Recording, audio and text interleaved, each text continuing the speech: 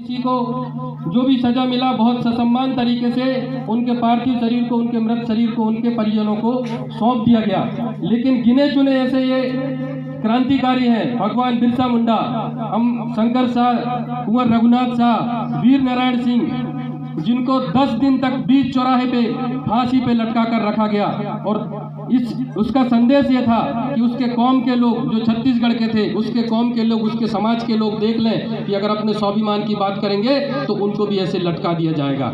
वैसे ही महाराजा शंकर शाह, जिनको तोप से बांधा गया और तोप से उड़ाया गया उनको जबलपुर में, और आज तोप से उड़ाने के बाद भी उनको धमकी दी गई कि तुम अभी भी अंग्रेजों से समझौता कर लो, तुमको हम माफ कर देंगे। लेकिन उन्होंने स्वाभिमान और अपने समाज और हम लोगों के खातिर उस समझौता को नहीं किया। वैसे ही भगवान बिरसा मुंडा, हम सब लोगों ने मृत जानवरों की चमड़ी को छीलते हुए देखा होगा।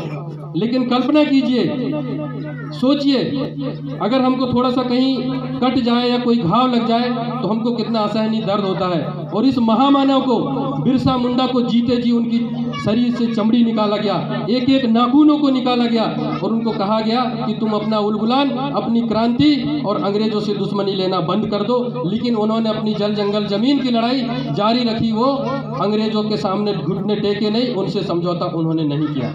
लेकिन सवाल ये उठता है साथियों, मैं विनम्र निवेदन करूंगा कि मेरी बातें अच्छी लगती हो तो उनको सुने, उन पर विचार करें। महज ताली बजाने से मुझे नहीं लगता कि कुछ समर्थन करते हैं, लेकिन वैचारिक रूप से समर्थन हो। तालियों की गूंज में हो सकता है कुछ शब्द चूक जाते हों, ताली अंत में बजाए और उन बातों को हम ग्रहण करने का प्रयास करें। आप सब लोगों से विनम्र निवेदन करूंगा। मैं बात कर रहा था कि ऐसे महापुरुष जिनका एक एक नाखून निकाला गया, आज धोखे से भी अगर एक नाखून निकल जाता है तो हमको कितनी असहनीय पीड़ा होती है।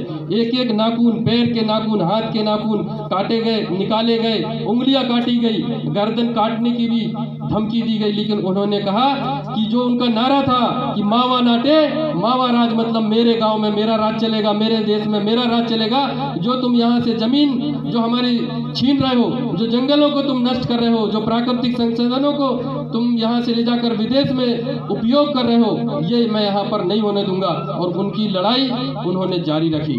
सवाल ये उठता है, जब इन्होंने भी अंग्रेजों के साथ लड़ाई लड़ी, इन्होंने भी भारत